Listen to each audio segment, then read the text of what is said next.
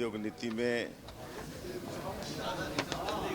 निवेशकों को आकर्षित करने के लिए कई बातें हैं, जैसे कर में छूट, भूमि की उपलब्धता, बिजली में रियायत और एक सिंगल विंडो सिस्टम भी उसमें लागू किए हैं ताकि उद्यमियों को किसी तरह से परेशानी नहीं हो, उनकी मतलब परेशानी कम हो, समय का बचत हो। एक जगह आवेदन लगा दें तो सारी उनको दस्तावेज मिल जाएं।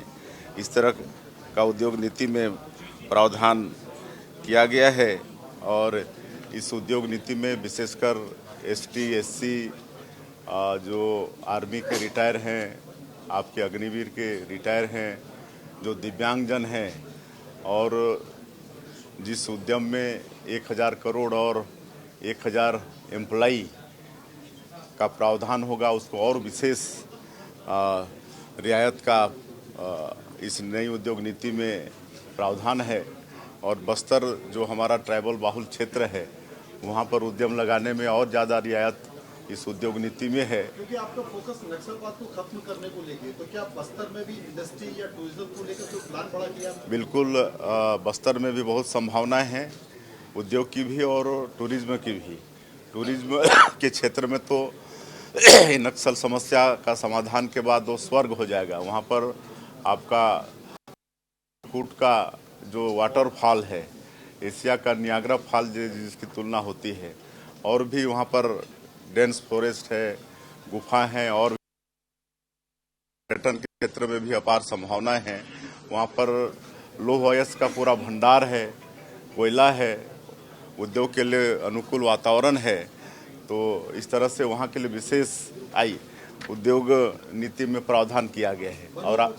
और आज यहाँ पर पहला हम लोगों का उद्योग जगत के लोगों से इंटरेक्शन हुआ, मुलाकात हुई और मैं आज गौरव के साथ बताना चाहूँगा कि बहुत कम समय में ही हमारा एक तमिलनाडु का एक उद्यमी राव, वो छत्तीसगढ़ से परिचित होकर और उद्योग नीति से प्रभावित होकर वहाँ पर आज उनको इन्वेस्ट लेटर भी जारी कर दिए हैं।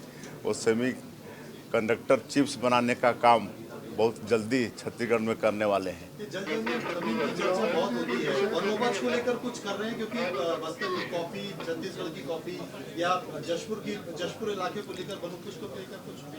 बिल्कुल, छत्तीसगढ़ 44% वनों से आच्छादित है। छत्तीसगढ़ का 44% भूभाग वनों से आच्छादित है और सैकड़ों तरह के फॉरेस्ट प्रोड्यूस हैं। तो इसका भी वैल्यू एडिशन के लिए हमारी सरकार वचनबद्ध है। मैं जहाँ से आता हूँ, जशपुर क्षेत्र से, वहाँ पर एक फॉरेस्ट प्रोड्यूस है महुआ, जिससे वहाँ के लोकल लोग लीकर बनाते हैं। लेकिन आज उसको प्रमोट करके जसप्योर एक ब्रांड, उसके माध्यम से हम लोग महुआ से लड्डू, अचार, कैंडी बना रहे हैं, जिसका एक्सपोर्ट भी हो रहा है।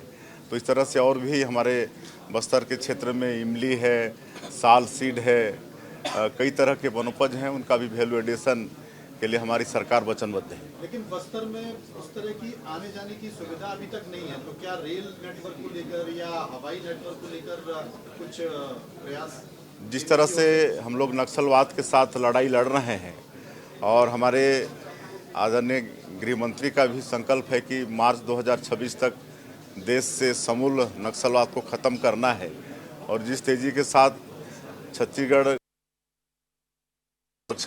रहे हैं, मुझे पूरा विश्वास है कि मार्च 26 तक नक्सलवाद का समाप्त होगा। और आज एक साल में जो लड़ाई हम लोगों ने लड़ी है, उसी से प्रभावित होकर आज वहाँ पर कॉन्ट्रैक्टर भी आ रहे हैं, रोड भी बना रहे हैं, रेलवे लाइन पर भी काम चल रहा है और सारे विकास के काम वहाँ पर पहुँच रहे हैं। जी,